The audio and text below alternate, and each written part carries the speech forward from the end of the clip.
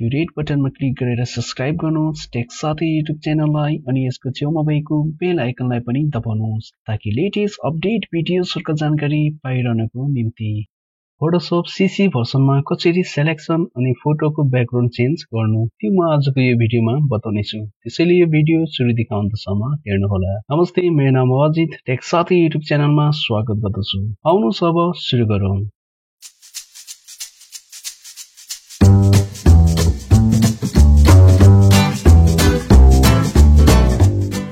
सबैभन्दा पहिले जुन फोटोको ब्याकग्राउन्ड चेन्ज गर्न चाहनुहुन्छ र त्यो फोटोलाई ओपन गर्नुपर्ने हुन्छ। माई कम्प्युटरमा जानुहोस्। त्यसपछि जुन फोटोको ब्याकग्राउन्ड चेन्ज गर्न चाहनुहुन्छ र त्यो फोटो कुन चाहिँ ड्राइभमा राख्नु भएको छ त्यो ड्राइभलाई ओपन गर्नुहोस्। र मैले डी ड्राइभमा राखेको छु, त्यसैले म डी ड्राइभलाई ओपन गरिरहेको छु। र त्यसपछि यहाँ रहेको छ मेरो फोटो र यसको म ब्याकग्राउन्ड चेन्ज गर्न चाहन्छु। र सेलेक्ट गर्नुहोस्, राइट क्लिक, त्यसपछि ओपन विथ फोटोशप क्लिक गर्नुहोस्। यसलाई म मिनिमाइज गर्नेछु। ओके, फोटोशपमा ओपन भइसकेको छ। र सबैभन्दा पहिले यहाँनिर देखिरहनु भएको छ, यहाँनिर लक छ, यसलाई अनलक गर्नुपर्ने हुन्छ। र अनलक गर्नको निम्ति यहाँनिर डबल क्लिक गर्नुहोस्, त्यसपछि ओकेमा क्लिक गरेर फोटोलाई अनलक गर्नुहोस्। ओके, यो फोटो अनलक भइसकेको छ। र अब हामी यो फोटोलाई सबैभन्दा पहिले सेलेक्सन गर्नेछु। र सेलेक्सन हामी क्विक सेलेक्सन टुलले गर्नेछौँ। त्यसैले क्विक सेलेक्सन टुललाई एक्टिभ गर्नको निम्ति आफ्नो किबोर्डबाट डब्ल्यु प्रेस गर्नुहोस्। र यहाँनिर क्विक सेलेक्सन टुल एक्टिभ भइसकेको छ। र यो टुलको साइज यहाँबाट घटाउनु या बढाउनु सक्नुहुनेछ, कि त आफ्नो किबोर्डको ओपन ब्र्याकेटबाट यो यसको साइज घटाउन सक्नुहुन्छ भने, र क्लोज ब्र्याकेट प्रेस गरेर यसको साइज बढाउन सक्नुहुन्छ। र त्यसैले अब यहाँनिर फोटोलाई सेलेक्सन गर्नेछौँ।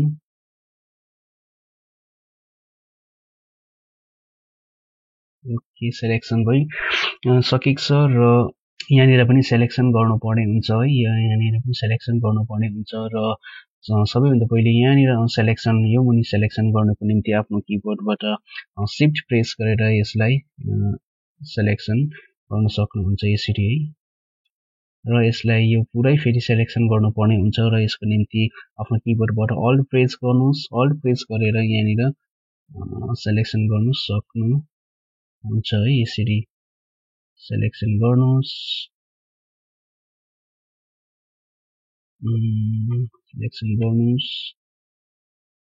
गर्न सक्नुहुन्छ। र यसलाई घटाउनको लागि शिफ्ट प्रेस गर्नेछौँ। र यसलाई शिफ्ट प्रेस अलिकति शिफ्ट प्रेस गरेर गर्नेछौँ। र यहाँ अलिकति रहेको छ, र यसलाई पनि शिफ्ट प्रेस गरेर हामी सेलेक्सन गर्नेछौँ। र प्रायः जस्तो हाम्रो सेलेक्सन भइसकेको छ। र यहाँनिर अलिकति रहेको छ, र यसलाई होल्ड गरेर गर्नेछौँ। र फेरि शिफ्ट गरेर यसलाई अलिकति हामी मिलाउनेछौँ। यहाँ पनि अलिकति रहेको छ, र यसलाई शिफ्ट गरेर अलिकति मिलाउनेछौँ हामी। होल्ड मिलाउनेछौँ। र प्रायः जस्तो लगभग भइसकेको छ। र यसलाई पनि अलिकति मिलाउनेछौँ। र यसलाई आफ्नो किबोर्डबाट स्पेस प्रेस गरेर यसलाई यसरी हेर्न सक्नुहुन्छ, मुभ गरेर हेर्न सक्नुहुन्छ। र लगभग सकिएको छ। र आफ्नो यसलाई फेरि साइजलाई एडजस्ट गर्नको निम्ति आफ्नो किबोर्डबाट कन्ट्रोल प्लस ओ गर्नुहोस्। र यो यसको साइज फिट हुनेछ। र यसलाई इन्भर्स गर्नको निम्ति आफ्नो किबोर्डबाट शिफ्ट कन्ट्रोल प्लस आई गर्नुहोस्। र यो इन्भर्स भइसकेको छ। अब हामी यसलाई रिफाइन एज गर्नेछौँ। र यहाँनिर देखिरहनु भएको छ, सायद तपाईँको मा यो नहुन सक्छ। यदि छैन भने आफ्नो है किबोर्डबाट control alt plus R press गर्नुहोस् र यो refine edge box dialog box यहाँ ओपन हुनेछ र यसलाई हामी केही एडजस्टमेन्ट गर्नुपर्ने हुन्छ र एडजस्टमेन्ट गर्नेछौँ। र सबैभन्दा पहिले एच डिटेक्सनमा यहाँनिर स्मार्ट रेडियसलाई चेक गर्नुहोस्। त्यसपछि ठिक आफ्नो फोटोलाई कति भ्यालु दिँदा सही हुन्छ ठिक हुन्छ त्यति नै भ्यालु यहाँबाट दिन सक्नुहुन्छ। र त्यसपछि हामी रिफाइन रेडियस टुल युज गर्नुपर्ने हुन्छ र विशेष गरेर यो टुल हेयरलाई हामी युज गर्नेछौँ र यसले यहाँ जति यहाँ देखिरहनु भएको छ यहाँ माथि पनि यसको यहाँ हेयर छ तर हामी यहाँनिर देखिरहेको छैनौँ र जति पनि यो हाइड भएको है हेयर छ त्यसलाई ल्याउनुमा है यसले मद्दत गर्छ। र त्यसको निम्ति आफ्नो किबोर्डबाट ई प्रेस गर्नुहोस् र यहाँनिर सेलेक्सन भइसकेको छ र यसको साइज घटाउनु बढाउनुलाई यहाँनिर साइजमा जानुहोस् र यहाँनिर 35 छ यसलाई कम्ती पनि गर्न सक्नुहुन्छ र बेसी पनि गर्न सक्नुहुन्छ र ठिकै आफ्नो फोटोलाई कति ठिक हुन्छ है आफ्नो अन्दाज गर्नुहोस् त्यसपछि गर्न सक्नुहुन्छ। र मैले यहाँनिर 46 सेलेक्ट गरेको छु र बिस्तारै यहाँनिर गर्नुपर्ने हुन्छ बिस्तारै ओके पनि बिस्तारै हामी गर्नेछौँ। ओके यहाँनिर देख्दै हुनुहुन्छ है यहाँ सानो हेयर यहाँनिर आइसकेको छ र त्यसपछि एडजस्ट एजमा गएर है स्मुथ आफ्नै हिसाबले दिन सक्नुहुन्छ। आफ्नो फोटोलाई कति दिँदा ठिक हुन्छ त्यति अनुसारले यहाँबाट दिन सक्नुहुन्छ। त्यसरी नै फेदर पनि आफ्नै अनुसारले दिन सक्नुहुन्छ।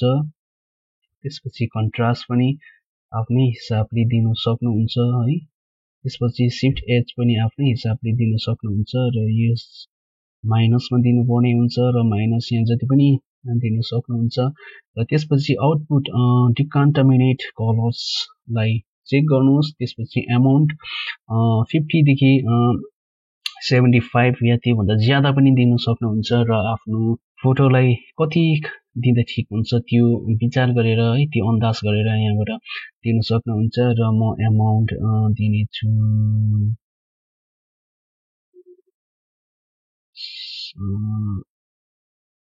70।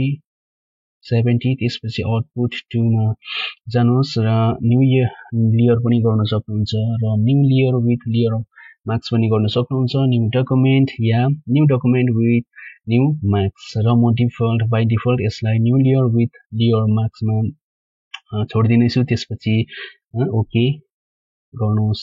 ओके यो हाम्रो सेलेक्सन भइसकेको छ र त्यसपछि यहाँनिर यो मुनिको लेयरमा जानुहोस् र यसलाई कन्ट्रोल जी गरेर कपी गर्नुहोस्।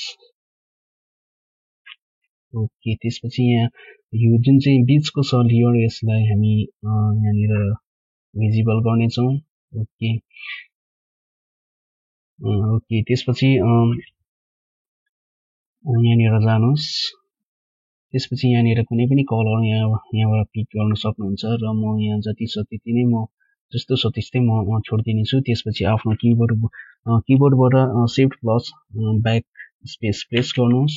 ओके त्यसपछि यहाँनिर ओके गरिदिनुहोस्। ओके यो भएको छ है यो रहेको छ ब्याकग्राउन्ड चेन्ज भइसकेको छ।